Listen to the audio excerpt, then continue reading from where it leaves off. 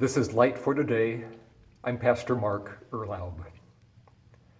There's an old saying that every dog has its day.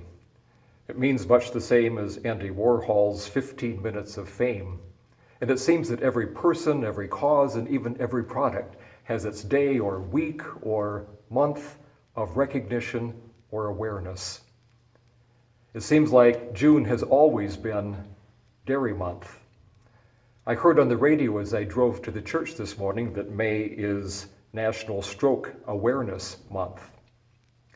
Most of these things go by with our paying little attention to them. They range from the ridiculous to the sublime. I learned recently that May 1st is Tuba Day, International Tuba Day, no less. I would have paid some attention to that had I known, being an old tuba player myself. I don't know what would be appropriate on that day. Perhaps being subjected to 2 hours of a sixth grader practicing the tuba in an upstairs bedroom would have been appropriate. On the other hand, we all know that Mother's Day will be this Sunday. I suspect we pay attention to those things where we have a personal connection. Today is Military Spouse Day. I didn't know that either until recently. I doubt that she knows it either, but my daughter is one of those persons. And after a year and a half of marriage, she's learning that her husband belongs not only to her, but also to Uncle Sam, and that Uncle Sam sometimes has a greater claim on him than she does. So we lift up these sometimes overlooked persons who also give much to our country. Today is also Student Nurse Day. It's part of National Nurses Week, which began on Wednesday with Nurses Day. I'm aware of this, but probably not as attentive as I should be each year, having been married now to a nurse of 40 years experience for all of those 40 years.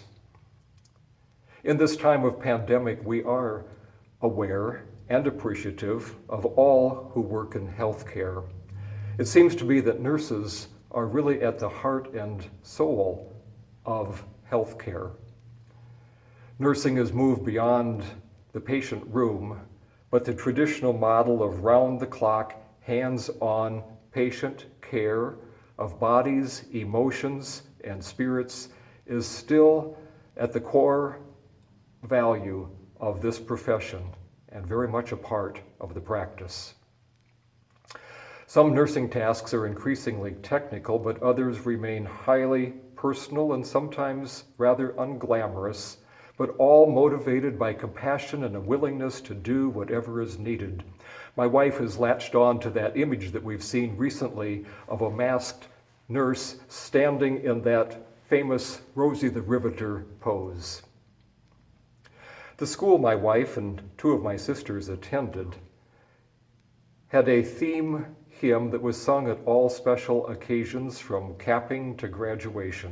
The first verse goes like this: "O Jesus, I have promised to serve thee to the end.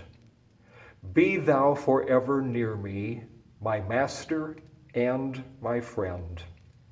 I shall not fear the battle if thou art by my side, nor wander from the pathway if thou wilt be my guide." Today we give thanks for healthcare workers, but especially for nurses. And we pray Jesus to be by their side, to guide them, to give them strength and courage as they serve him by serving others.